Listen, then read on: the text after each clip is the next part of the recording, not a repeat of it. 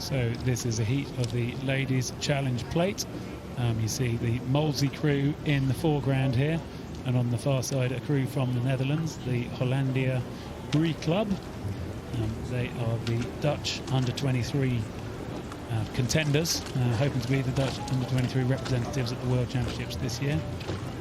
And the crews just waiting quietly here on the start, and I wonder what's going through their minds.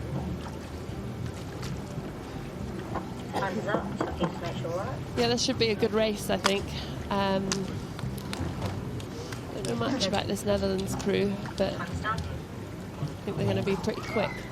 5 of this crew were in the under-23 Dutch team last year in 2018 that finished 5th at the World Championships. I see that you are both straight, the starter ready, will be on their feet, the umpire will be on their feet as we look at the aligners who are in that tent with a good old-fashioned piece of string and a mirror to allow them to see the umpire's flag is raised, to have the crews lined up. So now it's time for this heat of the Ladies Challenge Plate between Hollandia and Molesey. You see the explosion of powers. Have a look here in this Molesey crew. Molesey have never won the Ladies Plate outright, and they've got a strong crew here. They're up against a decent under-23 Netherlands crew here. Both of them getting away fast. Very smooth, I think, in the Netherlands crew, considering this is an 8. It's not the sort of look you sometimes get from an 8 where there's water flying around. It looks really quite smooth, actually, from both crews.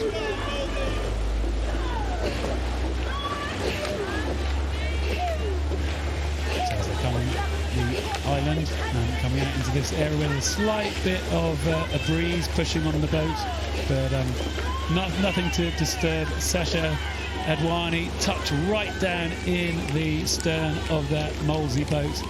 Tiny adjustments to the rudder if needed, but this crew looks like it's moving along really well. You can see them almost lifting the boat out of the water each and every stroke.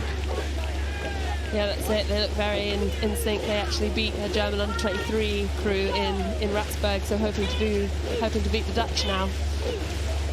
But as you say, yeah, they went out to Ratsburg in Germany, took on the German under-23s, but this is the Dutch under-23s. This crew are national champions in the Netherlands in the Dutch under-23 8s. They really want to be heading for Sarasota for the World Championships later this year. So this Molesey crew trying to hang in with them and trying not to let that open water lead get opened up. And the moment still keeping that overlap. All important, I think, for the Molesey crew to kind of hang in here as the crews come past the barrier. They've got some few really good guys in this Molesey crew. Well, they're all good guys, but in particular Joel Cassell's in the 2-seat. He is double European and world champion in a lightweight pair. So you normally put your lightweights in the bows of the 8 so they can lift up higher. Let's say Joel Cassell, he started his career at Oxford Brookes. Yeah, I know him from where Brookes. you were. Then he's spent lots of time with the Great Britain national team. Now finding himself at Molesey and sitting in the 2-seat of this 8. Samuel tucked in behind him in the bow seat. He's been a twice winner and a product coming through that Molesey system, winning the Thames Cup back in 2016 at the Y-Folds in 2018, now stepping up to the Ladies Plate. And this is turning into a really good race. The Molesey crew aren't giving this one up. They're trying to stay in there, trying to come back now at the crew from Hollandia. And this actually looks more aggressive. This looks more like I think an 8 should look. But they're really going for it and battling hard to stay in the race in this little tough middle section. Yeah, that's it. Lots of arm muscles there. The 7-man Ollie, he's a bit of a ladies' man, actually dates Rebecca Shorten from the GB Women's 8. So there you go. Ollie Salona there in this, as you say, in the 7-seat. He's going to be wanting to show off everything that he's got and keep them right in the hunt here as they come through that halfway mark. Still trying to keep an overlap, not letting this crew from the Netherlands escape. As we see the time getting arranged and put up there. Both crews pretty much locked in stroke for stroke, really, and Molesey going to have to make something happen. The Remenham Roar will come soon as they pass that Remenham club. The support for those clubs should come out and cheer this Molesey crew on as they take a little look over their shoulder. Sam Tuck there, you saw him look to his right. They kind of need to make something happen fairly soon, I think. Oh, and they're surging, you know, I think they're moving. This is Upper Thames, they've got about K left, and they've made a move and taken a quarter of a length, so they're not giving up. Well, like you say, an 8, you want to get in front, and an 8, you want to hang on, but you can also row people down. And if people go out hard like this as a head-to-head race, try and break people, then you can come back and catch them up later. We have a look here, and there's kind of quite a nice fluid rhythm, I think, in that Dutch 8, which makes me think they look smooth from the beginning. It kind of still looks smooth to me now. When we looked at that Molesey crew, there's a bit more kind of flexing of muscles and power going on. There's just a little bit more relaxation, I think, in the Netherlands crew, and so it just looks a bit quieter, and like it makes me think it's going to be hard to row through them.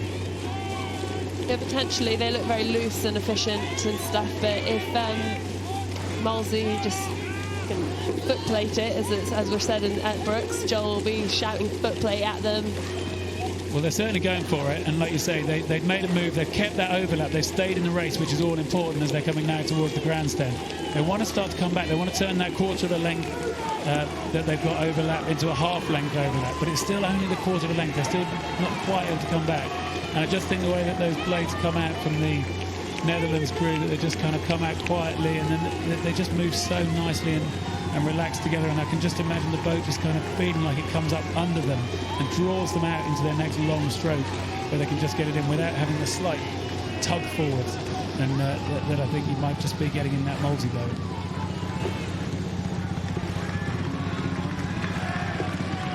For me, it's just how quickly and quietly those blades come around the finish in the Netherlands boat, which to me just makes it look a little bit easier, and for me it just makes it look a little bit more sustainable. The blade work in the Molesey boat is still pretty tidy, but just slightly loose at the finish.